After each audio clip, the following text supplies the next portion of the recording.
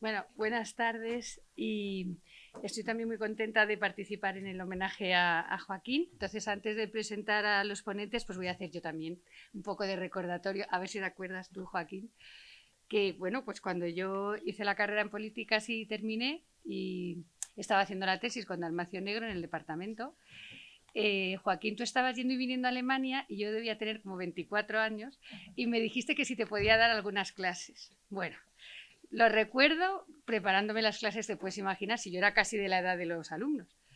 Pero bueno, fue una experiencia, aprendí muchísimo, me gustó mucho y fuiste encantador, siempre educadísimo como eres, generoso. Y bueno, luego ya nos hemos seguido viendo en el Seminario de la Ilustración por diferentes motivos y ya sé que lo he dicho muchas veces, pero lo repito, aparte de leer tus libros, que me los he leído, el Seminario de Hegel. Es que para mí eso ha sido, de verdad, un antes y un después, lo que disfrutamos, lo que aprendimos y ya lo he dicho, se lo he dicho a Pedro varias veces, que por favor sigáis haciendo estos seminarios, de verdad.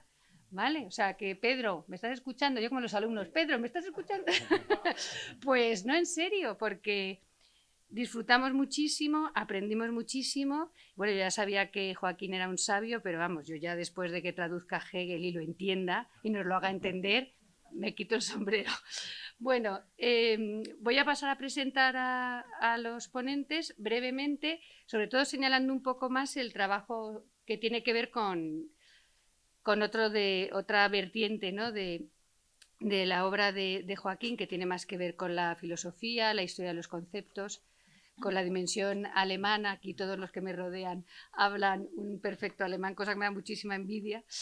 Pero bueno, vamos a empezar con Javier Fernández Sebastián, que es catedrático de Historia del Pensamiento Político en la Universidad del País Vasco. Y bueno, es un autor de referencia en la historia de los conceptos en España y también en el mundo hispanoamericano. Y bueno, entre muchísimas obras, pues por ejemplo, sobre todo para los más jóvenes que no lo conozcáis, pues tiene un diccionario político y social del siglo XIX español, tiene también un diccionario político y social del mundo hispanoamericano, una serie de textos en la colección Textos Clásicos del Pensamiento Político y Social en el País Vasco y un libro que he visto de 2013, que es quizá el que más tiene que ver con lo que va a exponer hoy, Conceptos políticos, tiempo e historias, nuevos enfoques en historia conceptual. También quería destacar el libro que editó junto con Michael Frieden sobre los liberalismos europeos, sus conceptos, lenguajes e ideologías, porque estás por ahí, no sé si está Javier Zamora, presentó Michael Frieden, estuvo aquí y en esta facultad. Y la verdad es que yo había leído sus libros, pero bueno, un señor encantador, encantador, educadísimo, aparte de todo lo que sabe y todo lo que ha escrito, porque estas cosas, como en el caso de Joaquín, sí, suelen ir juntas, ¿no? O sea, el que es sabio, además es educado, es amable, es humilde y hasta elegante. Y en este caso, pues también tenemos la suerte de que nos pase aquí con Joaquín y algunos más. Bueno, y luego también hay otro libro sobre historia conceptual en el Atlántico Ibérico, más reciente, lenguajes, tiempos, revoluciones. Entonces, bueno, ahora Javier va a explicarnos, pero bueno, básicamente yo creo que se trata de, en esta mesa, de estudiar la historia de los conceptos y la aplicación o relación con la historia de las ideas políticas y del pensamiento político, que es lo que ha hecho Joaquín. O sea, que ya te doy la palabra. Creo que Bueno, muchas gracias, Paloma, por estas palabras amables de presentación. Bueno, para mí es un placer realmente estar acompañando a Joaquín en estas jornadas, aunque sea brevemente en esta última sesión. Para mí Joaquín es, en fin, para todos nosotros lo es un académico envidiable y admirado por todos, ¿no?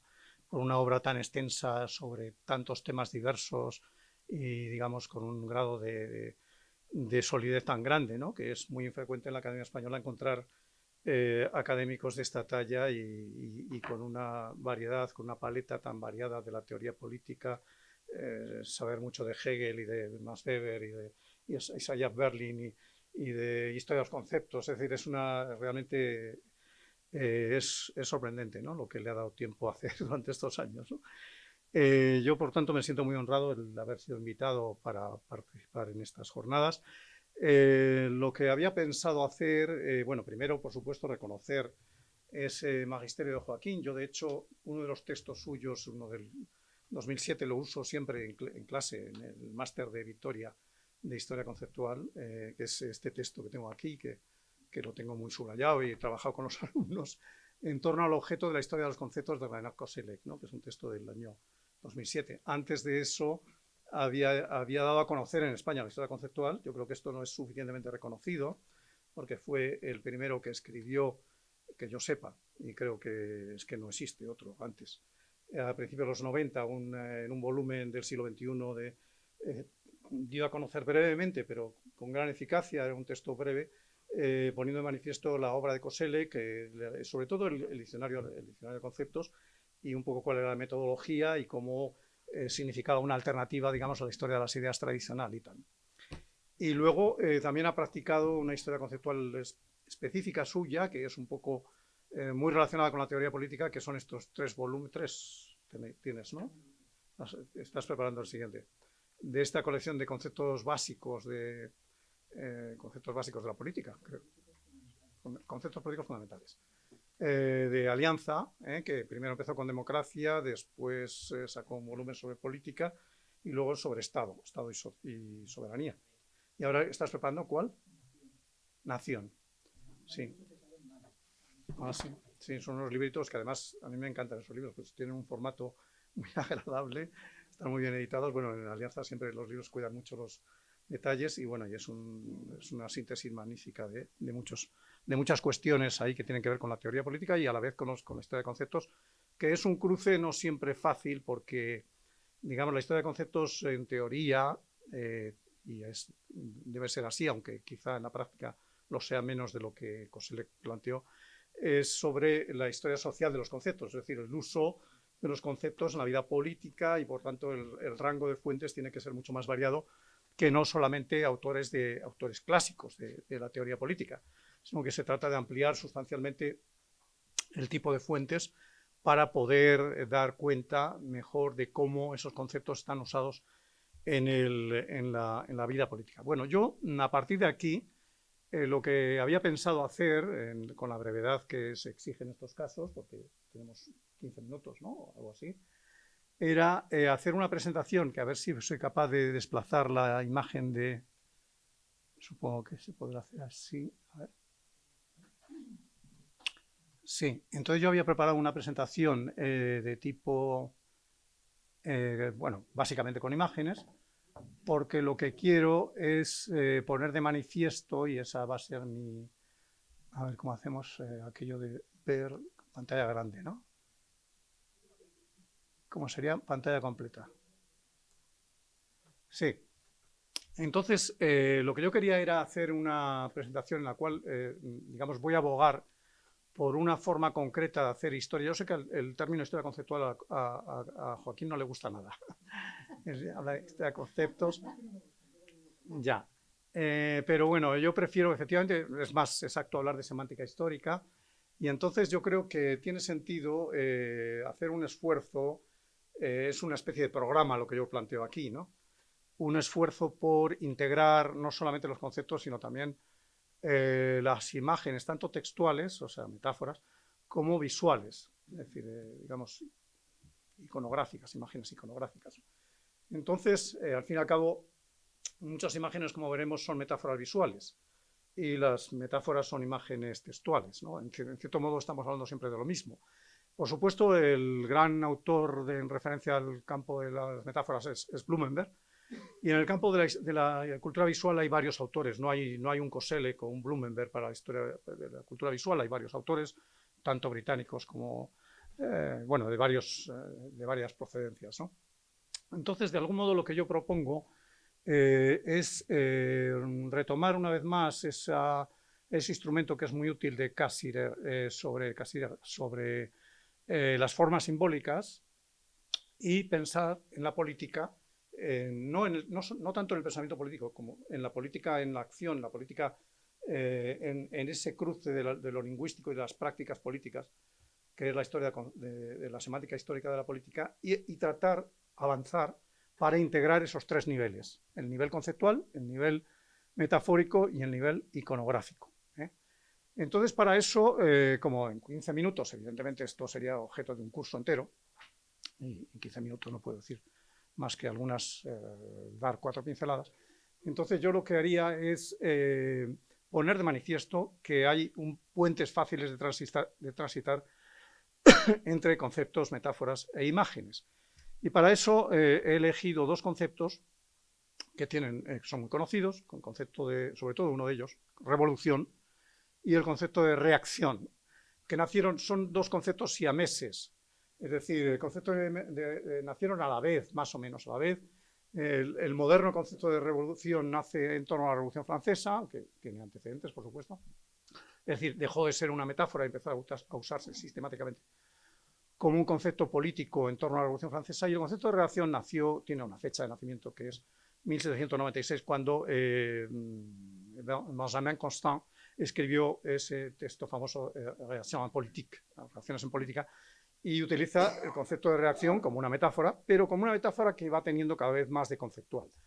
Entonces yo he analizado para otra conferencia que di recientemente en Zaragoza el concepto de reacción, que es un concepto muy interesante y que tiene una vida bastante curiosa y tal. Y entonces yo, en fin, descubrí, sin gran sorpresa por mi parte, por supuesto, no es nada, es un Mediterráneo cualquiera, que en realidad el concepto de reacción obedece a dos metáforas básicas. Una metáfora que es de tipo de la física, Newton era el gran héroe de la Ilustración. Entonces, la tercera ley de Newton dice, todos lo sabemos, que toda acción desencadena una reacción igual y contraria. Por lo tanto, desde ese punto de vista, la mecánica celeste y la mecánica terrestre está guiada por un juego de fuerzas en el cual cada acción desencadena una reacción. Y por lo tanto, una reacción no sería más que la respuesta a una acción previa. ¿Cuáles son las metáforas que van con eso? Resorte, muelle, golpe de péndulo, ese tipo de cosas. Pero luego hay otra metáfora detrás de reacción, que va tomando camino cuando la política se temporaliza, por decirlo en términos de Coselli, que es la metáfora propia de la filosofía de la historia, según la cual la revolución avanza en el buen sentido y la reacción avanza en el mal sentido. Es decir, que los reaccionarios son gente que va para atrás, son, pues no sé, cangrejos, retrógrados, porque la historia tiene un sentido, avanza en un sentido. Los progresistas van en el buen sentido, o los liberales, o lo que sea, y los reaccionarios van en el mal sentido. Entonces, esa teoría, muy burda, pero también muy interesante y que ha marcado hasta el día de hoy, se sigue usando en la vida política, es, la otra gran metáfora que está detrás de reacción. Además de eso, los reaccionarios se han visto también como perdedores, como outsiders, como exiliados, como náufragos, como parásitos, basurero de la historia, etc. Hay toda una gama de metáforas que yo he estudiado bastante, aunque todavía no he publicado este texto, todas las metáforas que se utilizan para, pensemos en el libro de Mark Lilla, ¿no? de naufragio, ¿cómo se titula? No me acuerdo cómo se titula, el libro de Mark Lilla sobre el pensamiento reaccionario, la mente naufragada, ¿no? Shipwreck Mind, creo que es el título en inglés, ¿no? Es sobre los náufragos de la historia que son los reaccionarios. Bueno, entonces aquí vemos algunos ejemplos de cómo se utiliza esta metáfora.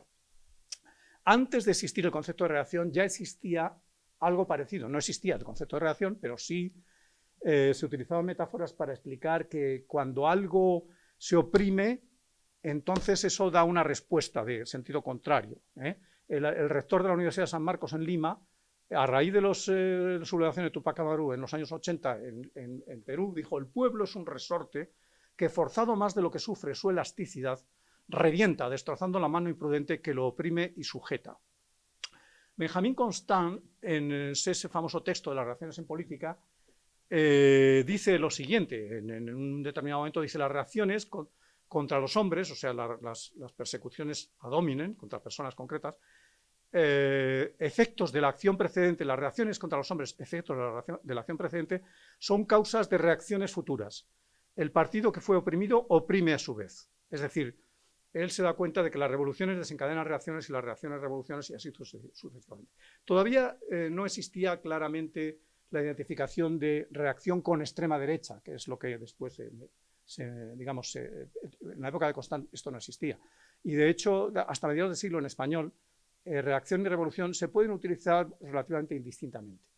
Puedes decir, por ejemplo, fue una reacción revolucionaria, perfectamente, en 1840, 1830, puedes decir, es una revolución en sentido reaccionario, no, en sentido retrógrado, quiere decir una contrarrevolución. Es decir, revolución y reacción eran términos bastante intercambiables, porque estamos hablando de acciones y reacciones. En el texto de Constant empieza ya a haber un poco de identificación con la contrarrevolución. Un contrarrevolucionario por excelencia, un reaccionario por excelencia, el príncipe de todos los reaccionarios, quizá, José de Maistre, o de Mestre, dice, si algún acontecimiento extraordinario desorganiza a la nación dominante o le imprime un gran movimiento, es un término clave, ya lo veremos, entonces no nos sorprenderá en absoluto ver que otra nación resiste a la impulsión general y se da un movimiento contrario. De ahí el milagro de la Vendée. Es decir, la Vendée para él es una reacción lógica, porque hubo un aplastamiento, un gran movimiento que es la revolución desencadena un gran movimiento que además él identifica a la Vendée con una nación. O sea, una nación, frente a esa nación francesa conquistadora y tal, los vandeanos hacen una reacción de signo contrario y es lógico que lo hagan porque a todo movimiento se desencadena un contramovimiento. Esto vale también para la revolución. La revolución también se justifica porque ha habido una opresión previa. Este tipo de metáforas de que la opresión produce revolución es decir, igual que la revolución produce reacciones, la reacción produce revoluciones. O sea, hay una especie, insisto, continuo de ida y venida. Bueno, ¿qué tenemos con respecto a revolución? Ahora me voy a centrar más en revolución. Vamos a ver unas cuantas metáforas relativas a la revolución. La gran metáfora, sin duda, es la Gran Marcha. La Gran Marcha aparece en multitud de textos del siglo XIX. La revolución liberal, el progreso, revolución, avance de la civilización. Hay un montón de términos que son no totalmente intercambiables, pero sí bastante, digamos, en los cuales existen muchos puentes semánticos entre ellos, ¿no? Esta es una representación gráfica, alegórica, pero yo diría que, bueno, muy inmediatamente comprensible, publicada por Urrabieta, que era un famoso caricaturista español del siglo XIX, que representa a la gran marcha de los españoles por la libertad en la Revolución de 1854. Ahí vemos civiles y militares en el 54 marchando unidos por el amanecer de la libertad. Algunos han caído en la batalla y se ven cuerpos caídos, etcétera, etcétera. Esto es de después, pero bueno, es la misma idea, más o menos, la república que avanza por un carro arrastrado por el pueblo, la gran marcha del pueblo de los militares que llevan a la libertad, a la república adelante, ¿no? Etcétera. Todo este tipo de gran marcha de la libertad. Aquí ya se temporaliza. Aquí vemos, por ejemplo, el diccionario ideológico, el diccionario nacional de Domínguez, que es de 1853. Es un diccionario escrito por un demócrata republicano, por un progresista, muy ideológico. Y entonces llama el revolucionario, ¿cómo lo define el revolucionario? Como el partido de las reformas liberales que exige el progreso de la civilización y de las luces, la marcha del siglo de las cosas, en buen sentido. Es decir, hay un mal sentido revolucionario, pero el buen sentido es el que avanza por donde hay que avanzar. Y reaccionario, esto ya es la RAE. La RAE no es sospechosa de ideología, es más bien conservadora, o sea, de ideología en sentido progresista. Y dice, reaccionario, 1869, la primera vez que aparece la palabra reaccionario en el diccionario español. Esa es la primera aparición. Él, o lo que intempestivamente, es decir, contra el tiempo, fuera de su tiempo, propende a restablecer lo ya abolido. O sea que hay una enorme carga de temporalidad en esa definición. ¿Cuáles son las metáforas que aparecen para la revolución? Metáforas gráficas. Esta es una metáfora gráfica, o una metáfora visual, mejor dicho, de los años de la República de Julio, de la monarquía de Julio de Francia, de los años 30, en la que la revolución es una gran torrente imparable que solo los osados o los suicidas se atreven a plantarle cara porque la revolución se va a llevar por delante. Yo he visto muchas imágenes, tengo una colección enorme de imágenes de la revolución, de la reacción y todo esto, porque es un tema que me gusta mucho y he consumido más horas de las razonables en hacer acopio de muchísimas imágenes de este tipo. Y entonces esta es otra de los años, esto es de la época de la Alianza para el Progreso de América, de Estados Unidos y América Latina, y es una crítica norteamericana, un periódico norteamericano, 1962, de Nueva York, que mientras los mexicanos y los hispanos están ahí, las reformas poquito a poco, pero que no son eficaces, avanza el gran tsunami de la revolución que se los va a llevar por delante, porque eso no sirve de nada. Bueno. Otra metáfora muy usada es la del volcán. Hay muchísimas metáforas de volcanes esto es también de los años 30 de Francia, que anuncia una próxima erupción. Es como si fuera anunciando la revolución del 48, ¿no? Va a haber una próxima revolución, la tercera gran, dice, troisième éruption du volcán de 1789. O sea, la tercera es lo que anuncia, si leemos la letra pequeña, yo no lo puedo leer porque es muy pequeño, pero lo que dice es que no tardará en llegar otra revolución, después de la de julio, después de la del 89, la tercera, que esa será la buena, que es un poco anunciando lo que será. Y esas metáforas de volcanes hay muchas, en la prensa española del siglo XIX hay muchas, esto también de la prensa norteamericana, también de la misma época, del año 1962 he elegido de la misma época que el otro, es de otro autor, y ahí vemos Argentina, Guatemala, Cuba, digamos, los volcanes de las revoluciones estallando. Bueno, es también norteamericano esto, ¿no? ¿Cuál es otro tipo de metáforas? Ya tienen que ver con el movimiento. Bueno, sería muy interesante analizar, pero no lo podemos hacer aquí, ¿por qué la revolución del torrente? ¿Por qué la revolución del volcán? ¿Por qué las revoluciones de los fenómenos de carácter natural? ¿Qué tratan de transmitir ¿Cuál es la idea detrás de todo eso? No lo voy a, ya digo, porque nos lleva mucho tiempo. Hay otro tipo de cuestiones que son el movimiento. El movimiento es una palabra absolutamente clave que a mí me extraña que no esté en los textos. Koselleck habla muchísimo de movimiento en gran parte de los conceptos del diccionario de conceptos alemán, habla de movimiento, pero el movimiento como tal no tiene una entrada, no hay una entrada. Yo creo que debería haber, él habla mucho sobre todo de Bewegungsbegriff, ¿no? O sea, conceptos de movimiento, perdón por mi alemán, o sea, conceptos de movimiento mucho, pero no hay una entrada propiamente para Bewegung, ¿no? Para mí no cabe ninguna duda de que uno de los grandes conceptos políticos del siglo XIX es el concepto de movimiento. Y me extraña que nadie se haya dado cuenta de eso, por lo menos con la intensidad que yo me he dado cuenta. Es decir, es algo verdaderamente sorprendente. El movimiento está en todas partes. Movimiento se convierte en un concepto político en el siglo XIX. Antes era un concepto físico, movimiento, desplazamiento de lugar. Por supuesto, ligado al tiempo, desde Aristóteles, desde la física de Aristóteles sabemos que, como decía Aristóteles famosamente, la medida del movimiento es el tiempo. El tiempo es la medida del movimiento según el antes y el después. Pero el movimiento se va a interpretar en el siglo XIX como un desplazamiento en el tiempo, no en el espacio, de un colectivo humano persiguiendo un objetivo, sea de carácter político, estético, religioso, etc. Gente que se agrupa, es decir, la idea de movimiento social no es una idea del siglo XX, es una idea del siglo XIX. Movimiento de la historia, movimiento histórico, movimiento social, movimiento político. Y los diccionarios a veces se dan cuenta, casi nunca se dan del todo cuenta, porque todavía era muy metafórico el uso. Pero algún diccionario ya se da cuenta y la palabra movimiento empieza a utilizarse no como una metáfora, sino como un concepto para referirse a grupos humanos que persiguen un ideal y a la acción colectiva organizada. Es la primera vez. Entonces, ese movimiento, ¿cómo se trasluce en las metáforas visuales? Pues caballos,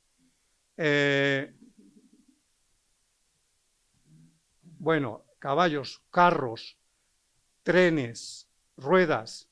Bueno, hay aquí un montón de cosas que cada una de ellas merecería un comentario detenido porque es interesante, no podemos hacerlo.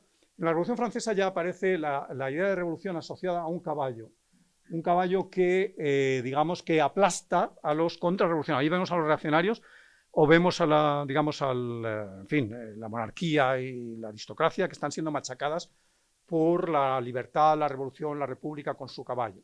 Aquí vemos también a la libertad que ha destrozado la hidra de la tiranía, del despotismo, tal y cual. Estos son españoles, uno es de Barcelona y el otro es de Málaga. Y es la misma idea, ¿no? La revolución que está, en este caso es la democracia, la república, una de ellas como el apóstol Santiago destrozando a los sarracenos, y esos sarracenos son Cánovas, Sagasta y compañía, es la época de la restauración, ¿no? Con su caballo blanco es la república la que está. Por supuesto en la revolución rusa se utiliza también el caballo, esto es para la revolución mexicana, la revolución corre mucho más que la reforma. Los críticos, esto es Ortego, un famoso caricaturista español del siglo XIX, dice la situación en sexenio se está yendo de las manos. Aquí también la revolución, el caballo de la revolución está desmandado, se está, ¿cómo se dice?, desbocado, es un caballo desbocado. etcétera. Bueno, eso lo vemos en muchos lugares. Aquí la reacción que está siendo machacada, la reacción que está siendo machacada, la reacción que está siendo machacada, etcétera. Bueno, es el carro de la revolución, que es una gran metáfora, pero es una metáfora que es una práctica también, porque en la Revolución Francesa se organizaron grandes desfiles por las calles de París ya desde 1790 para festejar la revolución con 24 caballos tirando un carro de la revolución, o sea, una puesta en escena, la estetización de la política, no es del fascismo ni del comunismo, o sea, de los totalitarismos del siglo XX. La estetización de la política es del siglo, de finales del siglo XVIII, con la Revolución Francesa, si no antes, pero bueno, ahí claramente. Entonces aquí vemos, por ejemplo, los reaccionarios que están tratando de parar el carro de la revolución, mientras que la revolución avanza imparable. Esto lo vemos en otro texto español, lo mismo, ¿no? Los reaccionarios tratando de detener o de frenar el carro de la revolución. Y aquí nos llevamos la sorpresa de ver entre los reaccionarios nada menos que a Pi Margall. Pi Margall era un facha ya en esa época. Le vemos ahí tratando de detener el carro de la revolución. Porque para los más extremistas del momento, lo de Pi Margall les parecía poco. La cuestión de la escoba y todo eso, pues también el arrancar, la expurgación, digamos, el arrancar algo malo. Por ejemplo, los han revelado los carlistas, pues hay que, digamos, cortar el árbol del mal, que es en los fueros de Guipúzcoa, Vizcaya y Álava, que han permitido a los carlistas organizarse y sublevarse contra la democracia española, ¿no? La rueda de la historia. La rueda de la historia aparece muchísimo en todo tipo de... Esto ya es del siglo XVI, ¿no? El tiempo, el padre tiempo, esto es de la Reform Bill, ¿no? Los Whigs, los Tories y tal, el tiempo que está... esto es de un periódico reaccionario de los años, de un periódico clerical, que la revolución, que es esta señora que avanza así con cola de demonio, etcétera, está dando vueltas a la rueda política y matando, digamos, produciendo muchísimas víctimas, ¿no? La revolución puede ser una rueda estéril, porque es como una rueda de hámster. O sea, parece que avanza muy deprisa, pero en realidad no avanza nada. La revolución es una rueda alada, que avanza y va destrozando a su paso y va haciendo caer a los poderosos del mundo, como la rueda de la fortuna, pero causando muchas víctimas a la vez. La revolución es una rueda roja, como la famosa trilogía de novelas de Solzhenitsyn, ¿no? Que lo tituló así, La Rueda Roja, ¿no? Las locomotoras de la historia son la revolución, y ya lo dijo Marx, ¿no? La revolución, la gran metáfora de la revolución, el progreso, etcétera, en el siglo XIX es la locomotora. La revolución aplasta todo a su paso, pero bueno, también puede descarrilar. Es muy importante el guardagujas. Ahí vemos a Pi Margall ahora de bueno, antes era el malo y ahora es bueno. Sabe llevar a la revolución por el camino correcto para que no se despeñe por la debilidad y en ese guardagujas no se vaya por el barranco, ¿no? La revolución o la república conduce la locomotora de la república y aplasta a los reaccionarios, etcétera. O el choque de trenes, la metáfora del choque de trenes, los carlistas que avanzan en un tren cochambroso. Ahí vemos al pretendiente don Carlos en la francachela rodeado de prostitutas o de señoritas de buen ver y de gente ahí en Durango, se lo estaban pasando pipa ahí todos, mientras que aquí vemos a Castelar, pues que avanza con el tren último modelo del progreso, y aquí los que están en medio, los centristas como Cánovas y compañía, mejor que se aparten porque van a ser aplastados. O sea, ahí hay dos fuerzas realmente. Bueno, paro aquí la intervención, simplemente he querido mostrar unos cuantos ejemplos de cómo lo visual, lo metafórico y lo conceptual están realmente entrelazados, y tiene bastante sentido intentar hacer una semántica histórica que integre estos elementos. Gracias.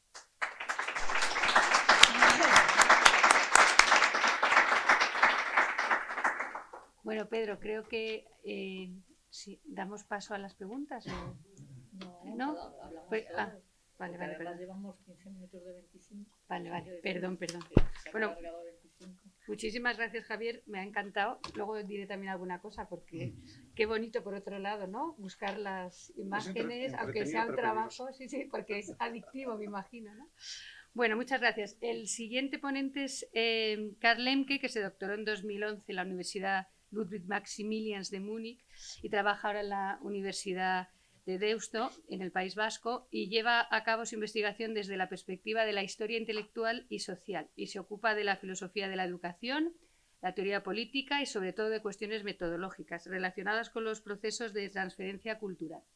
Precisamente es experto en las relaciones culturales, científicas y políticas entre España y Alemania de los siglos XIX y XX, Y otro tema clave de su especialización es el neocantismo de los siglos XIX y XX, de lo que nos va a hablar ahora, ¿no? Muchas gracias. Muchas gracias por la presentación y muchas gracias por el Pedro y Miguel por la invitación a estas jornadas. Me siento realmente honrado y también estoy muy contento de estar aquí en esta mesa de enfoque temático. Si me permite hacer una pequeña cosa solo intentar responder a una simple pregunta que va un poco de lo que Javier ha hablado de los tres niveles así temáticos, metafórico y demográfico, pues intentando penetrar lo que sería pues, el plano semántico, respondiendo a la pregunta de cómo se puede hacer fructífero o insertar el concepto de las transferencias culturales en el debate sobre métodos de las historias. ¿Vale? Entonces, esto lo voy a intentar hasta cierto punto y en algún momento posiblemente lo tenga que cortar.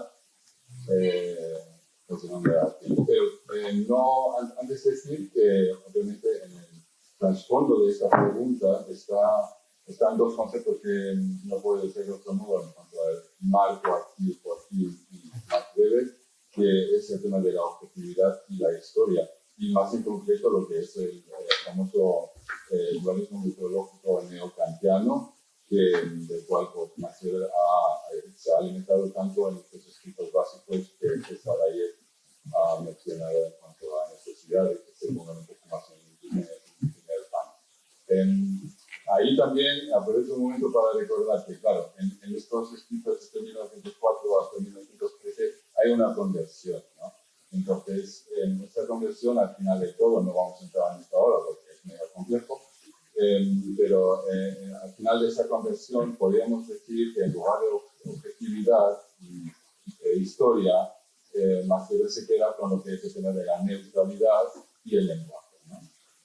Más en concreto lo que es la Freiheit y luego la búsqueda por los conceptos básicos sociológicos para su epistemología básica de la sociología. Y eso habría que añadir, sin dejar de ser historiador. Ahí sí que quisiera recordar lo que Ernst Welsch comentó, posiblemente uno de los mejores conocedores de Max Weber en cuanto a él, que Max Weber, más que un sociólogo que pensaba en términos históricos, era o seguía siendo un historiador que buscaba nuevos conceptos sociológicos y hacerlos fructíferos para el mismo análisis historiográfico. En ese sentido, aquí lo que pretendo, desde un punto de vista muy humilde, pero es algo un poco parecido, que tiene obviamente su origen en lo que es haber trabajado tantos años desde la distancia o cercanía con Joaquín, porque y ahí hay un pequeño vínculo con lo que es el tema de esta transformación con Debe, que quisiera subrayar, porque dentro de esa transformación de los años 1904 hasta el 13, hay dos aspectos importantes. Claro, porque ahí Weber empieza a pensar con Radcliffe y con Fisk, y ahí aparece lo que es el horizonte de la posibilidad objetiva a través del procedimiento analítico contrafáctico. Eso es una clave para entender, obviamente, esa transformación. Luego se podría hablar de otro, que es la famosa teoría del nombre propio según la lógica de Mill. Hay una teoría, pero bueno, eso lo dejamos un poco de lado porque es más complicado.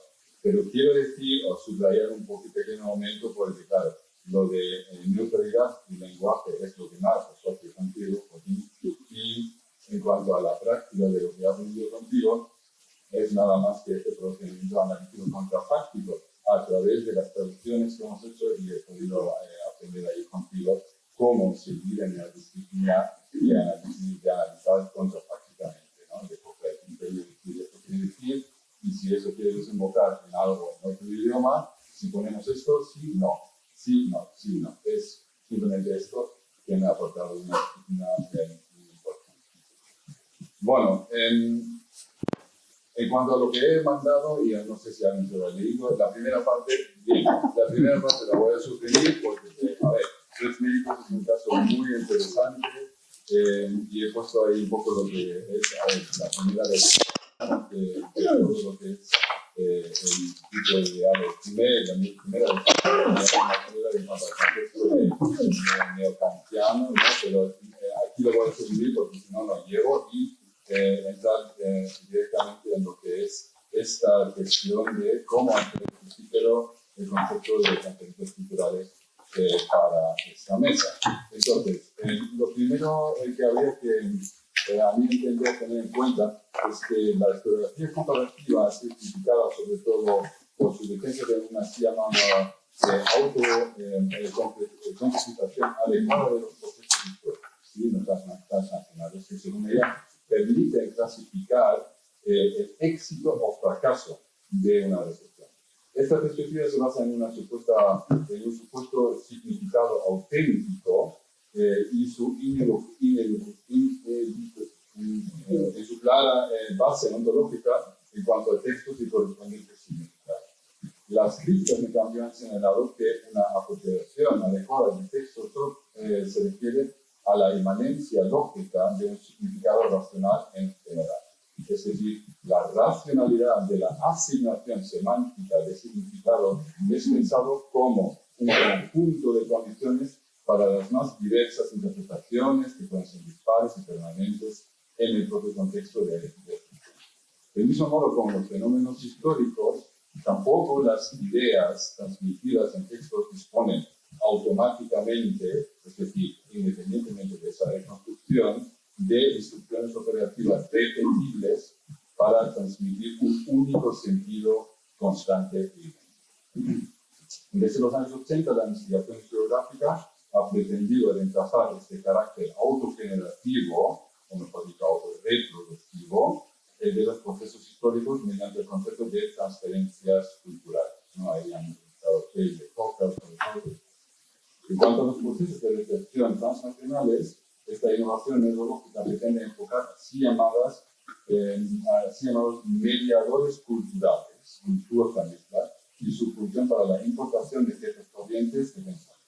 Lo que aquí interesa es sobre todo la selección por parte de este mediador cultural, que según el concepto de transferencias culturales se considera un equivalente de los factores del marco social histórico en el lugar de recepción.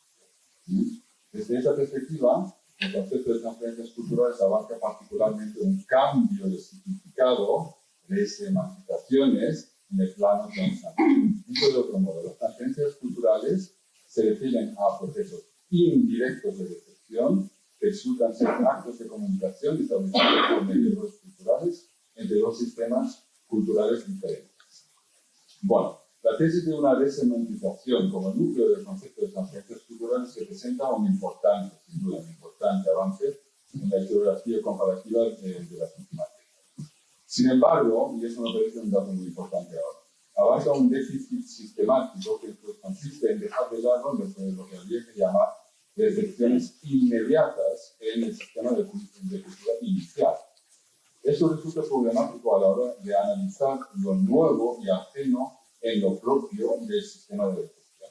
Bueno, Michel España justamente es un buen ejemplo de este déficit, sobre todo en sus estudios de finales de la década de 80 sobre la recepción de Fichte en Francia, no analiza, y eso es muy llamativo, no analiza de forma más concreta aquellos textos de interpretación de Fichte en Alemania, es decir, por ejemplo, los Junghegelianos o el propio Ferdinand Casal, etc., que permitiría reconstruir las resemánticaciones claves del impacto transnacional de Fichte en Francia, ¿no? Que está en déficit. Es más, España concluye explícitamente, y cito, la interpretación correcta o errónea de las palabras exactas de los escritos de Fichte representan un dato secundario. Es secundario saber qué tipo de Fichte está haciendo. Bueno, teniendo en cuenta que Fichte ha sido pues, la clave para entender la Geistesgeschichte, es decir, la tradición de las ciencias humanas en Francia, ¿no? Y eso sobre todo estaba vinculado con el tema cantidad de proceso. Bueno, la tesis de una resemántización, sin embargo, solo puede reemplazar la perspectiva fenomenológica comparativa de una autogeneración de nuestros propios significados auténticos si realmente llega a evaluar el tipo y el grado del respectivo cambio de significado, ¿no? Por ello es imprescindible conocer la recepción inmediata de lo que parte y dispone el mediador en cuanto a su selección del sistema de cultura inicial. Es decir, conocer la recepción inmediata incluye además saber si ha habido, por ejemplo, un desplazamiento físico, ¿no? En este caso se trata de una mediación activa, dado que el agente de transferencias culturales forma parte, aunque temporalmente, del sistema cultural. Determinar esta extensión espacio-temporal resulta elemental no solo para profundizar la recepción inmediata, sino para diferenciar también lo que es la calidad de mediación frente a otros mediadores más bien pasivos involucrados en este proceso, como pueden ser autores o editores, ¿no? Esto significa lo illustrativo de conceptos de transferencias culturales para la investigación historiográfica comparativa no se refiere a un proceso histórico y su supuesto efecto, sino a la hipótesis de que las resementizaciones abarquen una dimensión regulativa que es lógico constitutivo para el concepto de transferencias culturales.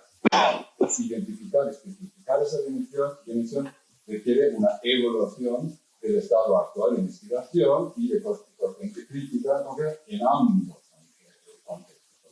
Bueno. En la investigación en torno a las transferencias culturales se ha planteado recientemente otro concepto metodológico denominado fuente de transferencia. Sirve para identificar a la publicación original, incluso en parte, de un determinado texto que se enfoca como material de análisis respecto a un proceso de reflexión. La clave aquí consiste en la relación que tiene este texto fuente con respecto al texto posterior que representa el producto de la arquitectura conceptual. Analizar esta relación texto-fuente y texto transferido permite reconstruir la dimensión constitutiva en cuanto a cómo entender el proceso de reflexión. Esta reconstrucción se refiere tanto a una calidad empírica como a una dimensión regulativa en cuanto a la posterior reasignación de significado. Bueno, entonces, con todo esto dicho, esto ha sido un poco rápido, lo que quiero hacer es plantear tres tipos de resemantizaciones que permitirían un poco ver cómo en la investigación concreta se aplica todo esto. Entonces, planteo que hay un primer tipo de resemantización que sería una resemantización estética, ¿no? Se trata de alteraciones superficiales de las formas. Un ejemplo al respecto aparece, por ejemplo, en el contexto de la recepción de Oswald Spengler, que he trabajado mucho en España en los años 20 y 30, donde no al principio, como uno puede pensar, sino al final de todo, pues aparecen alteraciones meramente semánticas que cambian Oswald Spengler en Osvaldo Spengler, incluso no con tilde solo, sino cambiando la U en W y todo, y Spengler, no Spengler ni tal, ¿no?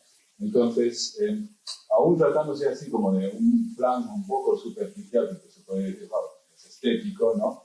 Esto sí que permite decir algo sobre lo que es la intensidad del propio discurso que se produce en aquellos años en cuanto a la expresión de Spengler, ¿no? O sea, dice algo sobre el grado y el modo cómo se produjo ahí. Teniendo en cuenta sobre todo que Spengler, alrededor de 1933, se produjo un cambio del ángulo del cual fue ideologizado. Al principio hubo una recepción por parte de la izquierda y luego se convirtió como una especie de referente en el combate de la derecha. Bueno, segundo tipo, este es más importante obviamente, voy a llamar resemantización regulativa. Se trata de una alteración del contenido mediante texto añadido, comentario, nota y tal, que a menudo al comienzo de un proceso de reflexión aparece. Un ejemplo respecto a eso es que lo he estudiado también últimamente en un texto publicado recientemente, que es en la primera ponencia que dio Cartier en 1929 en Barcelona, luego pues, la revista del Cliente lo publica en 1930, y en este texto se introduce una nota a pie de página, pues, casi pues, escondida, que poco se puede leer fácilmente, que hace, o sea, que conecta este texto explícitamente con un texto de Max Scheler de 1927. Y eso no es una coincidencia, porque, claro, esta ponencia de Scheler de 1927 la da en la Hochschule Politik 6 meses después de que Carl Schmitt ahí mismo presentaba su famoso concepto amigo-enemigo desarrollado en el seminario de Bonn. Entonces, lo de esta nota en España no es hacer referencia a una coincidencia espacio-temporal para decir, mira, esto también estaba ahí antes y por eso también aquí. No, no. Eso indica, por eso regulativo, indica una relación en cuanto a este concepto, ¿no? Es decir, y eso también es importante, esta nota pequeñísima tiene un grado de regulación más alto, si se quiere, que todos los otros textos en el cual viene publicado. Se puede ir a 3001, no sé qué, nada, y Smith aquí. Bueno, todo este número tiene sentido, ¿no? Pero la nota interior tiene más fuerza regulativa que todos los textos que están alrededor. A mí, pero eso también es lo que este concepto tipo quiere indicar. Bueno, el tercer tipo sería lo que sería una desementización empírica. ¿Por qué? Porque se trata de una alteración de hecho que, según el grado de alteración, puede convertir lo transferido en un texto no solo variado, sino efectivamente diferente del original.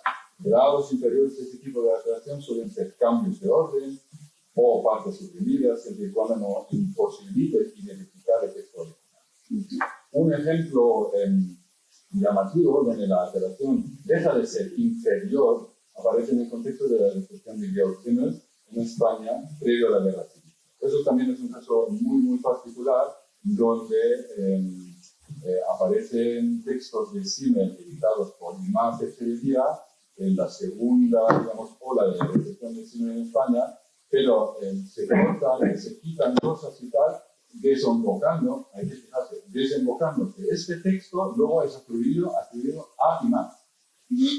40 años nadie se ha dado cuenta que esto es Simmel. Entonces, a mi entender, aquí es el caso de algo que está cambiando empíricamente. Es un texto que ya no es el mismo, porque ha cambiado el autor, todo el orden, todas las palabras y tal, ¿no? Vale. Eso es un caso como un poco más grande, pero uno más pequeñito, pero ¿no?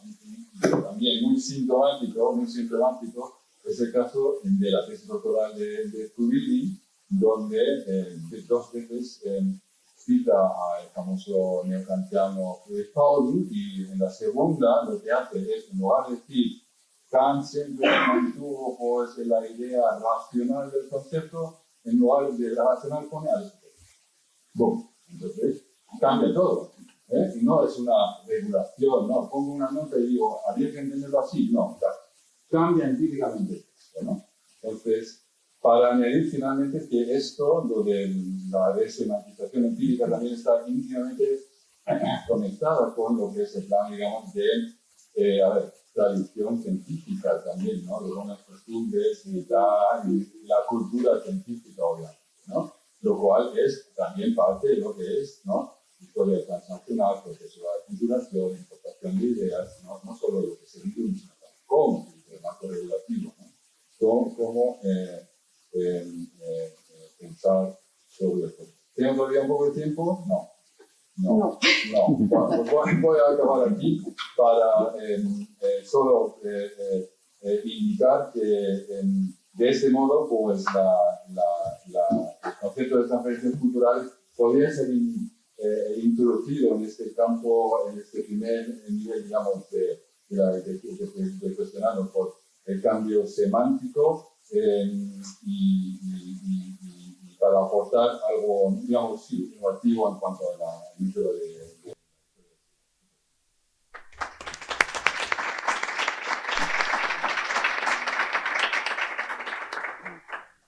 Muchas gracias. Me he leído el texto y eso que era difícil, ¿eh? Sí, no era, sí, pero no, pero luego hablamos si hay debate, pero el concepto de transferencia cultural es interesantísimo. Y todo lo que has comentado, y los profesores que hemos traducido, y hay más en esta sala, por supuesto, no sé si os habrá pasado, pero algunas veces cuando ves cómo se ha traducido es alucinante.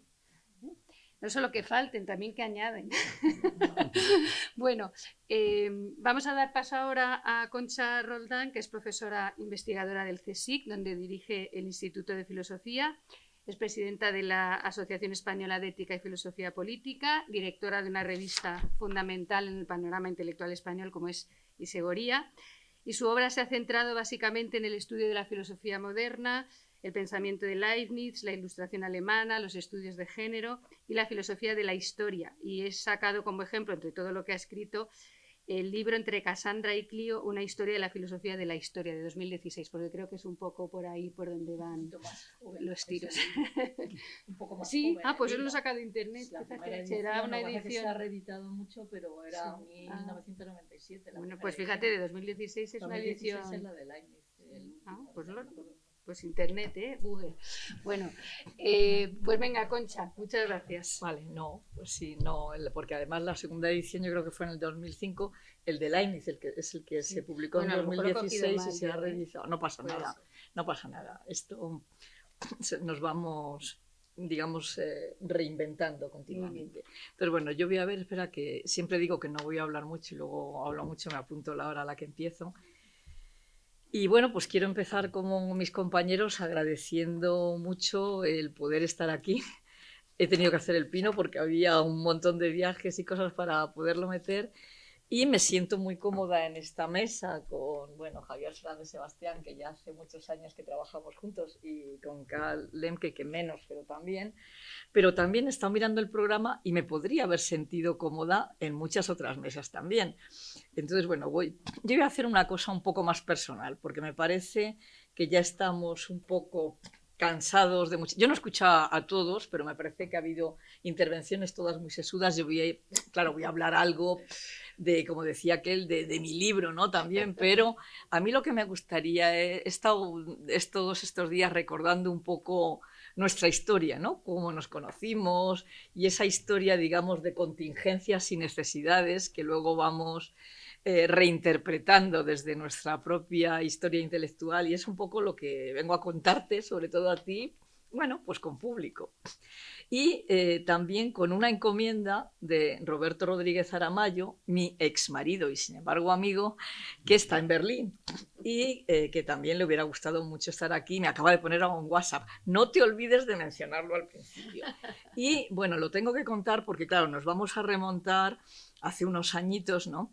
Y ya digo, yo me quiero pues eso, permitir un poco esta licencia un poco más personal de hablar de algunas de los temas que nos han unido, bueno, también de una forma contingente, porque hay cosas de las que hemos dialogado, cosas que me has podido, digamos, descubrir como una línea, pero han sido como caminos, hemos tenido caminos en algunos momentos distantes, ¿no? Sobre todo entre el 2005 y 2017, hasta que volvemos a encontrarnos en el seminario este de ilustración, porque quiero empezar diciendo que un poco la línea que yo creo que nos une es un poco esa idea inicial de ilustración que nos vuelve a hacer que nos encontremos en el seminario de ilustración, que bueno, tuvo María José Villaverde la idea de reunirnos a todos y yo creo que todos lo hemos agradecido mucho, ¿no? Entonces yo quería un poco contar y confesar aquí un poco en público que yo te reconozco como alguien que me ha acompañado en puntos muy importantes intelectuales de mi vida y que hemos compartido algunos conceptos, podemos decir, y algunas temáticas. Estoy aquí en esta mesa de historia, pero no solo, ¿no? Bueno, ya he dicho lo de ilustración. Empiezo con Leibniz y Kant, porque yo he estado haciendo memoria y creo que el inicio es cuando yo regreso de Alemania en 1987 con mi tesis debajo del brazo sobre Leibniz, contingencia y necesidad, el problema de la libertad en Leibniz. que había estado trabajando allí con Poser, si recuerdas que falleció el año pasado Hans Poser en la Technische Universität de Berlín, sobre los conceptos modales. Para mí era mi ídolo y yo allí me fui a estudiar con él, aparte de para ver el Berlín de entonces con el Mauer, que eso también había que verlo y no me arrepiento de haber vivido ese momento histórico, ¿no? Entonces justo cuando yo regreso, si no recuerdo mal, y a lo mejor si tú recuerdas otra cosa luego me lo cuentas, empiezo a trabajar en una traducción de Leibniz, que es los escritos en torno a la necesidad, el azar y el destino, a la que le coloco una introducción que es un resumen de mi tesis, porque digo, no, yo para publicar mi tesis, ya una vez que la solté no estaba contenta con ella, hubiera hecho otra cosa y ahí se quedó, ¿eh? Y entonces tomo contacto con don Antonio Trujol Serra. Entonces yo le voy a entregar mi texto y entonces me regala tu libro sobre la paz perpetua, que además lo he estado cogiendo hoy de los libros, me lo dedica con una dedicatoria muy sentida y tal, y me dice, póngase usted en contacto con Joaquín porque tienen muchas cosas de las que hablar. Y entonces yo creo que es a partir de ese momento cuando empezamos a encontrarnos también. Yo cuando regreso estaba en el seminario de Javier Muguerza, que se llamaba Herencia de la Ilustración, donde yo no sé, es que ya no recuerdo si te conocí en una de esas sesiones o nos conocimos por Antonio Trujol, ya no me acuerdo bien, pero yo sé que es ese marco un poco de fechas y que nos lleva un poco, vamos, a mí por lo menos me llevaba de Leibniz a Kant, y yo lo que sí recuerdo es haber comentado contigo algo que a mí en aquel momento me ocupaba, aunque yo luego sobre paz escribí después y he publicado algunas cosas al final, que era la correspondencia de Leibniz con el Abbé de Saint-Pierre. Entonces yo recuerdo haber comentado contigo esa introducción tuya que me gustaba mucho, muchas cosas yo que recuperaba también de lo que eran los antecedentes de la paz, ¿no? Emery Creuset, William Penn, pero también Saint-Pierre, y yo digo, pero aquí me falta Leibniz en lo tuyo, y ahí un poco haber empezado a hablar de los temas que a mí entonces me interesaban, ¿no? Sully también era una pieza importante, ¿no?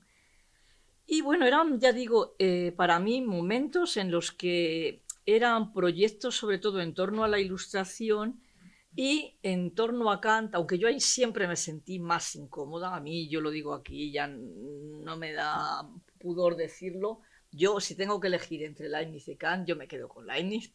O sea, a mí Kant me parece que, bueno, el padre de la ética yo luego lo he criticado bastante, tú has dicho desde un punto de vista de género, ¿no? Porque me parece que él, teniendo en su haber todos los elementos para haber dado un paso más en favor, o sea, desde la autonomía y la universalidad, que son las dos pilares del padre de la ética, ¿no?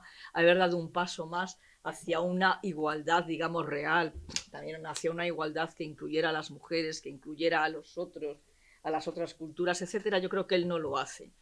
Y de hecho, un libro que circula en la época, que se publica como anónimo, que lo escribió Theodor von Hippel, que es Über die bürgerliche Verbesserung der Weiber, sobre el mejoramiento civil de las mujeres, se estuvo adjudicando a Kant, pero no era de Kant, lo cual a mí me da la razón, yo creo, históricamente en ese sentido, de que él hubiera tenido los elementos en su filosofía, que cuando la leemos formalmente el imperativo categórico es aplicable a toda la humanidad, pero cuando leemos la antropología, pues ya vemos que nuestro querido Kant no lo aplica a todo el mundo. Entonces, bueno, yo creo que en ese mundo alemán no he dejado nunca a Leibniz, todavía no lo he mencionado, sigo presidiendo también la sociedad Leibniz y sigo intentando editar las obras ético-políticas de Leibniz que nuestro amigo Jaime Salas me dejó ahí un poco, pero bueno, él ha dejado algunos textos y yo voy a ver si consigo sacar esto. Bueno, ese era el primer punto donde yo creo que hay esa filosofía alemana, bueno, Humboldt también está ahí, la idea del lenguaje, o sea, yo recuerdo un momento más intenso de conversaciones, de conseguir, de estar en seminarios juntos, aunque a ti siempre había que sacarte con cuchara todo, ¿eh? Porque tú siempre había que ir a hablar contigo, luego ya, hablando a dos, hablabas mucho, ¿no? Pero había que pincharle un poco. ¿No lo recordáis un poco así vosotros? Está muy bien también, ¿eh? Porque otros hablan demasiado y yo agradezco también que haya... O sea, tú cuando has tenido algo que decir, lo has dicho, pero tampoco has hablado, digamos, en vano, ¿no? Y luego quiero recordar un momento que para mí fue muy importante. O sea, yo estoy intentando aquí contar un poco los momentos intelectuales en los que tú me has dado un empujoncito y otro es, y además lo quiero decir públicamente, el peor momento de mi vida cuando yo me quedo sin contrato, porque ya yo vuelvo de Alemania con un curriculazo, una beca de reincorporación. Todos los alemanes dicen, esta mujer va a entrar ahí por lo alto. ¿Qué va por lo alto? Tengo un contrato, se me acaba este contrato, tengo otro, y me quedo en el paro. Entonces yo me quedo en el paro, me dedico a trabajar no en revistas como Insegurías, sino yo me dediqué a editar revistas femeninas, no feministas, Greca, donde yo escribía hasta los horóscopos, que cuando a mí la época aquella que no era por ordenador, que te ponían unos cromalines que eran así de grandes en la mesa, con flechas para que acortaras o para que extendieras o acortaras las frases a destajo, malísimamente pagada, pero claro, yo sabía muchos idiomas, tal. Entonces, bueno, me dedico a todo eso. Cuando un día me dicen, bueno, ¿y esto? ¿Y el horóscopo? Y digo, eso también tengo que hacer yo. Entonces dije, pues mira, me voy a dedicar aquí a alegrar a la gente la vida. Y entonces me dediqué a poner ahí cosas, pero bueno, que me voy por las ramas, no es esto, pero en ese momento que yo lo estaba pasando tan mal, a mí había mucha gente que ni me ignoraba olímpicamente. Joaquín Avellán no. O sea, yo en un momento que fue muy difícil para mí, que acuérdate que fue cuando yo me fui a Mainz, que ahora voy a contar un poco esto, yo me agarré a un puesto que había de 6 meses de titular, pero que nadie quería, claro, porque eran 6 meses. Yo fui 6 meses allí, viví muy bien y luego me volví y tú me recomendaste que visitara a Heinz Turkhardt. ¿Te acuerdas? Y entonces estuve yo allí, aparte de estar trabajando en Studium Generale con Otto Same, que era quien dirigía entonces, que en paz descanse esto, también otro leibniziano, o sea, la mafia Leibniz me ayudó también a llegar a ese contrato. Entonces estuve con Durkheim en el Institut für Europäische Geschichte y a mí aquello me cambió bastante mi forma de concebir a Leibniz y es donde me he situado un poco para todo el tiempo. Fue el descubrir esa idea de esa Europa, que bueno, en lo que yo más trabajé fue en la idea del federalismo. Con Durkheim estuve hablando, claro, mucho, él tiene su famosa obra sobre la reconstrucción de la historia a través del absolutismo, ¿no?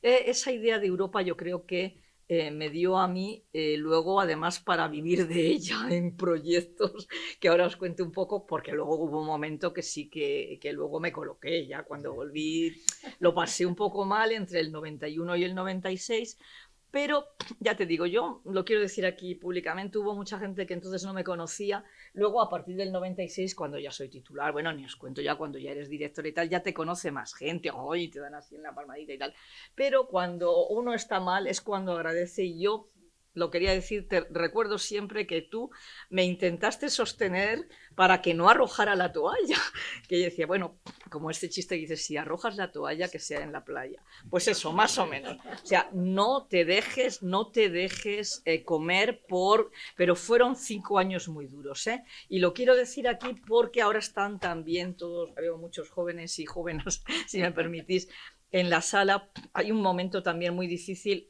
hay que mantener porque yo creo, en esto me he vuelto bíblica ya con los años, no sé si soy una agnóstica o una atea bíblica, pero diciendo que hay 7 años de vacas flacas y 7 años de vacas gordas, cuando vienen las gordas hay que aprovecharlas, porque a mí me tocó eso, como 6 años, en lo que recuerdo durísimas las oposiciones contra un montón de gente, y ahí voy para no irme tampoco mucho por las ramas, que si no me llamará al orden mi moderadora, para ir a lo que quiero también decir, alguna idea de lo que es el tema de la mesa, aunque la idea de Europa fue fundamental y los proyectos que yo dirigí, en los que creo que te invité también a alguno de ellos, empezando por la Inicia Europa, la idea de Europa en la Ilustración, y desemboqué en unos proyectos que era, bueno, la idea de Construyendo Europa, que ya no sé si nos atreveríamos ni a decirlo, ¿no?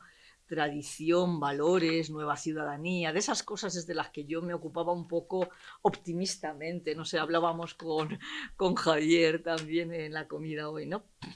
Pero luego doy yo un poco el paso a lo que es la idea de una filosofía de la historia. Y yo lo quiero decir aquí porque estamos en una mesa de metodología. Yo he escrito sobre semántica histórica, como sabéis también. Yo he intentado relacionar a Leibniz con Koselleck en algunos de mis escritos, sobre todo también, digamos, leyéndole un poco, entre comillas, a Koselleck la cartilla, diciéndole, bueno, esto del Sattelzeit, ¿por qué me lo empiezas aquí y no con mi querido Leibniz? Que es como lo hubiera empezado yo, ¿no? Bueno, yo esto se lo escribí a Koselleck y también os digo, Koselleck, que en paz descanse, antes de fallecer, me contestó. La primera carta me decía Herr Roldán, no le di importancia. A la segunda ya le dije, alles sehr gut, aber Herr Koselleck, ich bin eine Frau. Y yo no sé, ya no me contestó. No sé si es que se sorprendió mucho o él pensaría que si uno habla de conceptos abstractos, pues es que tiene que ser un varón, obviamente. Me pasó lo mismo con la primera beca en Alemania, que llamé a la puerta del colegio mayor donde tenía que dormir ahí con el paraguas. Me abre un señor y me dice, aber Sie sind eine Frau. Usted es una mujer. Digo, pues que a mí nadie me ha preguntado nunca si soy un varón o una mujer. Me han dicho que si quería una habitación y he dicho que sí. Y bueno, estas cosas me han pasado mucho a lo largo de la historia, ¿eh? Pero bueno, no... Pero bueno, así vamos ya para luego darte a ti paso a una conferencia sesuda. Pero voy a terminar haciendo alguna broma también, porque la vida, yo lo que quería era recordar un poco, yo recuerdo un poco, nuestra historia es una historia de contingencias y de necesidades. Claro, las necesidades las ponemos nosotros cuando interpretamos. De eso va un poco todo este libro que tú has mencionado y que luego ha sido reeditado varias veces. Claro, yo ahí hago una crítica feroz a lo que es la filosofía de la historia clásica, con esos temas, digamos, del determinismo, de necesidad, de progreso también, porque el progreso, tal y como yo por lo menos lo leo en ese libro, es otra forma de necesidad, ¿no? Y claro, mi vida ha ido un poco en recuperación, y también recuerdo que me fue muy importante tu historia de los conceptos. Aparte, claro, de las conversaciones te he leído muchas cosas. Y yo me he agarrado siempre a conceptos como contingencia, como libertad. O sea, mi tesis era, desde luego, sobre el tema de la libertad en Leibniz, también en relación con otros autores. Espera, que me habían hecho yo aquí otra chuleta de lo que me habían sugerido mis colegas al hablar, pero ahora no lo encuentro. Bueno, es igual. Bueno, pero son esto, ¿no? Estos conceptos. Y... ¿cómo lo diría yo para ir resumiendo de una manera breve todo esto? Bueno, conceptos también como tolerancia, ¿no? Que siempre lo hablamos como un concepto menor, concepto como paz. O sea, todos esos conceptos yo creo que he estado dialogando con muchas de las cosas que tú me has sugerido. Era una época, después de que ya saco mi oposición en 1996, pues es cuando yo ya dirijo esos proyectos que os he dicho, y es una época en la que coincidimos también con colegas como Vallespín, bueno, Rafa del Águila, que en paz descanse. Acuérdate que los llamábamos los hermanitos, porque iban los dos de la mano a todas partes. No, pero bueno, yo creo que Rafa, si nos ve por algún ladito, se reirá, porque es que ellos mismos se reían de eso, y con Fernando lo hablaba también el otro día. ¿Por qué digo esto? Porque quiero ir cerrando. Ha sido para mí muy fructífera también la relación, porque claro, cuando yo escribo mi libro, hay un capítulo en el que yo hablo de el pulso entre filósofos e historiadores, ¿no? Yo opto por la denominación de filosofía de la historia frente a otras personas, pues como Antonio Gómez Ramos o el mismo Manuel Cruz, con quien he trabajado también mucho, que muchas veces parece que quieren más hablar de metodología, un poco como es lo que tenemos en esta mesa, ¿no? Yo he querido reivindicar, y lo quiero contar para terminar, por qué quiero yo reivindicar el concepto de filosofía de la historia, en el sentido de que es, por una parte, una reflexión que hacemos los que nos llamamos, o nos hemos educado como filósofos, que no es que queramos renunciar a la objetividad que tú has mencionado y que parece que desde el punto de vista del historiador la idea del testigo, ¿no? El Zeuge de la historia lo que quiere es mostrar verdad y objetividad. Bueno, no es que los filósofos no lo queramos mostrar, pero yo mi libro, si lo titulo Una historia de la filosofía de la historia, es porque en realidad lo que hacemos todos, también historiadores, que con algunos me he peleado, pero otros dicen, bueno, tienes un poco de razón en esto, hacemos una interpretación, mirando hacia atrás, o sea, volviendo, digamos, al hilo de la memoria. Y claro, la memoria pues tiene también sus puntos negros, sus agujeros negros, digamos. O sea, y entonces hay que ser muy modesto y reconocer que o bien desde un punto de vista filosófico o mismamente desde un punto de vista histórico estamos recogiendo, bueno, como diría Benjamin, lo que nos ha dejado el ángel de la historia, es decir, no podemos decir es la verdad o es la objetividad, es lo que yo reconstruyo con los vestigios que me ha transmitido. Y a partir de ahí es verdad que los filósofos, y ahí es donde yo creo que es la crítica mayor que yo hago, bueno, aunque yo reivindico los tres tiempos, y con esto ya cierro, de los tres tiempos el pasado, presente y futuro, yo soy una filósofa que piensa desde el presente. A mí me encanta la historia de la filosofía. La historia de la filosofía moderna me parece que es fundamental y que ha sido muy desconocida, porque además, como yo también critico ahí en mi libro, se nos ha transmitido como una idea triunfante de esa ilustración, que parece que es que fueron como 5 o 6 ilustrados que se reunieron en torno a una mesa, como estábamos hoy nosotros comiendo, y dicen, pues vamos a hacer aquí un proyecto, y el proyecto de la ilustración va a ser A, B, C, D. Pues no, eso no es lo que pasó. Entonces, claro, cuando nosotros interpretamos, y yo por eso también me dedico mucho a estudios de género, te das cuenta de que contextualmente, en esa época que a mí me parece fabulosa, tú has mencionado muy bien el origen de la revolución, la Revolución Francesa marca un hito y seguimos recordándolo de alguna manera, pero ahí estaban las mujeres, ahí estaba Olympe de Gouges. Entonces, claro, ¿qué pasaba? Pues las mujeres que levantaban un poquito la cabeza, se las cortaba, como le pasó a Olympe de Gouges, ¿no? A ver, esto es un poco diciendo una broma, pero era un poco así, ¿no? Eran mujeres que tenían que luchar contra corriente, y ahí sí que yo me había apuntado, me ha gustado mucho la intervención que has tenido, y a mí las metáforas, yo he utilizado mucho la metáfora del salmón.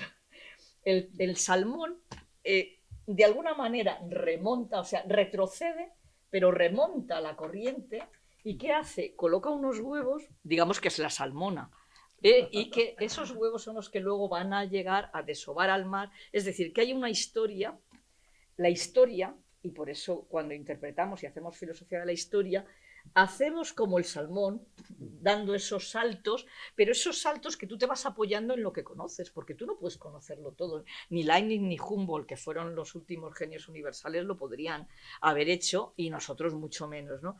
Pero luego, lo que luego nos devuelve el río, que también es ese torrente, ¿no?, de la revolución. El torrente de la revolución tiene la contrapartida del río de la historia, ese río que fluye quieras o no. Te viene más seco, en un momento dado tú le puedes poner unos sacos terreros aquí y sale por otro lado, pero te va devolviendo esos huevos que de alguna manera ha subido el salmón hacia arriba y que tiene que ver con nuestro presente. Entonces, bueno, yo aquí acabo diciendo nada más esta filosofía de la historia que yo intento hacer. Es una filosofía de la historia que está doblada de ética y de política, porque la ética y la política pues van de la mano, y creo que esto fructífero que a mí me ha unido mucho a Joaquín, y bueno, y a ti también, acuérdate de los seminarios con Faustino Encina en Valencia, porque Faustino Encina, que está en mis seminarios, igual que Antonio Gómez Ramos, luego a mí me ha gustado mucho, digo, soy como una nave nodriza que se van saliendo, y Faustino desarrolló más lo de Koselleck, Antonio Gómez Ramos otra parte de más de metodología de la historia, etcétera, pero es, digamos, historiadores, filósofos y científicos políticos, o sea, gente que hacéis ciencia política. Y bueno, en tu caso yo creo que es muy importante también tu formación interdisciplinar. Yo eso lo recomiendo mucho a todo el mundo.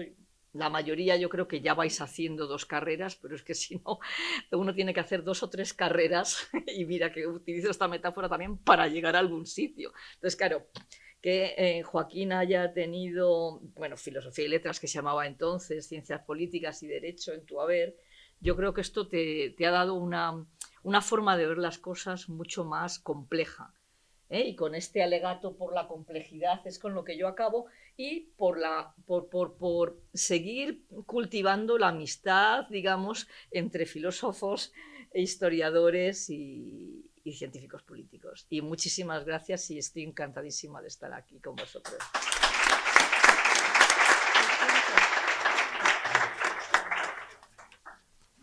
¿Tenemos tiempo para alguna pregunta? ¿O que Joaquín, no? Bueno, Joaquín. Sí, Joaquín, que hable Joaquín. Sí. Como no hay mucho tiempo antes de tu conferencia, si puedes... no sé si hay micrófono, Pedro. Ah, mira.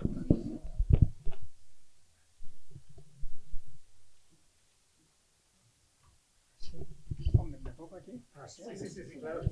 No. Síguenos. Bueno, aquí. ¿Cómo se le da? ¿Ya está? Sí. Bueno, Paloma, bueno, muchísimas gracias. Antes que nada, os quiero dar las gracias de verdad, de todo corazón, a los 4 por haber aceptado, por haber querido estar en estas jornadas de homenaje a mi actividad académica, porque me es muy grato estar con personas con las que he colaborado, a las que quiero, que me quieren, y que además en alguna relación como con Concha, pues se trata ya de varias décadas. Javier, tú eres un maestro de la historia de los conceptos. ¿Por qué digo historia de conceptos? No.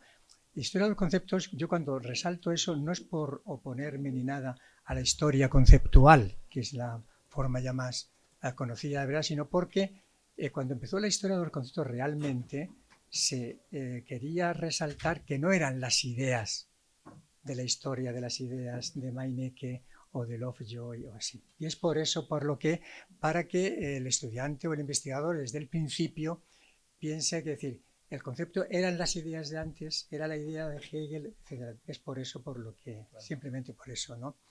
Pero yo te agradezco mucho todo lo que has dicho, y además creo que tu ampliación de la semántica histórica es fabulosa. Quiere decir, es una cosa que yo no he practicado, ni quizá tenga tiempo de practicar. Además, tú lo haces fenomenalmente con los equipos que has estado en los proyectos de investigación.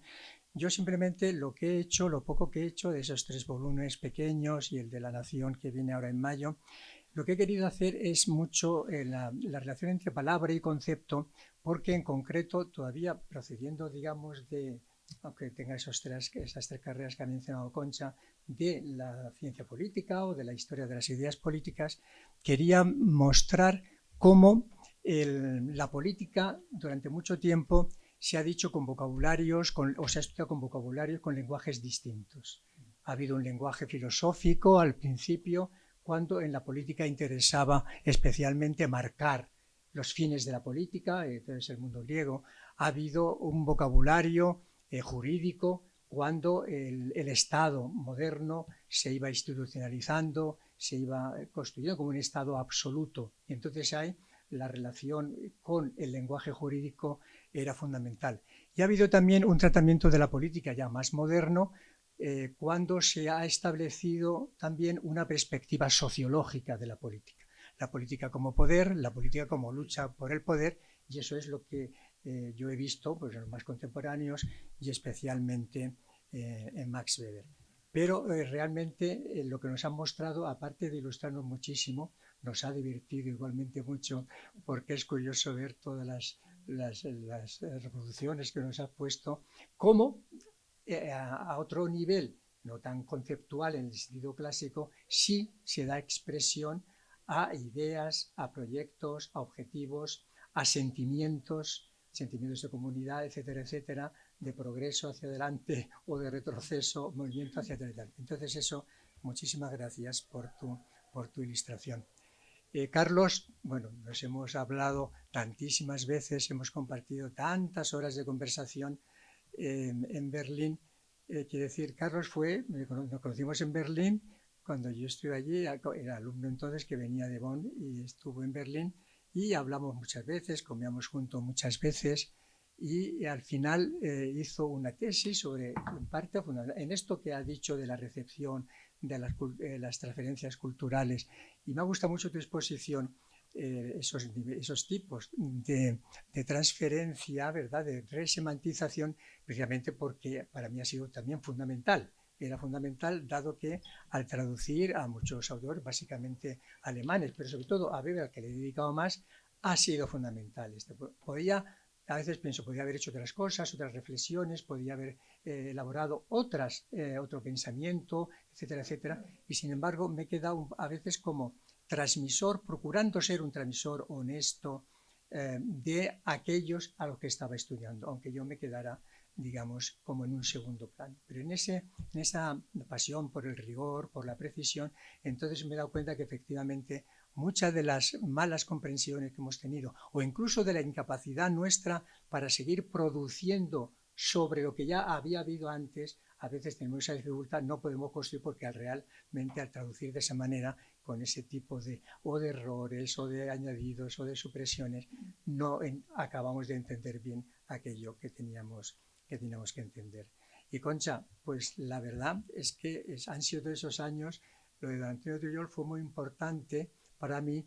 Lo que has dicho en los puntos en que tú ya empezaste a tratar también otros temas, por ejemplo, de perspectiva feminista o así, claro, Kant, que yo lo admiro, tú admiras más a Leibniz, es verdad que habéis mostrado una cara de Kant en algunos temas que no es tan conocida, pero claro, yo también siempre he recordado que al año siguiente de la paz perpetua, que había salido en 1795, con ocasión de la paz de Basilea, en 1796 ya hubo una recensión de Berg sobre la paz perpetua.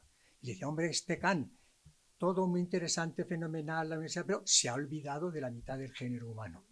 Quiere decir que entonces, y es más, el planteamiento a priorístico de Kant de la libertad, de la igualdad, no se explica uno, lógicamente, por qué ni desembocó previamente en la inclusión expresa de las mujeres, ni por qué no sacó otras conclusiones más, digamos, relacionadas con su tiempo.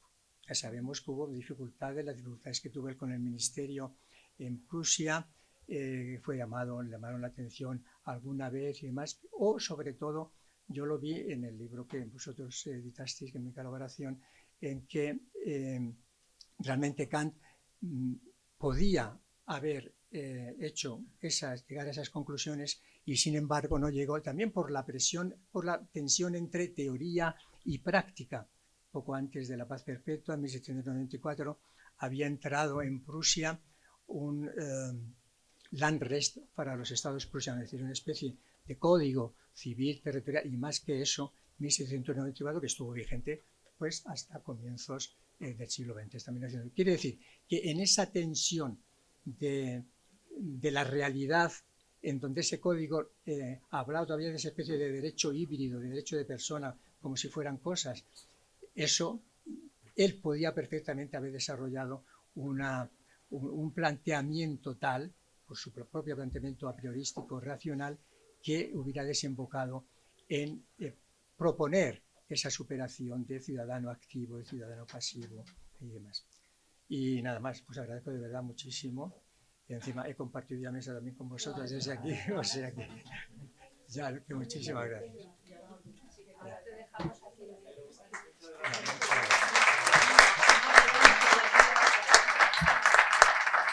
¿Puedo hablar ya?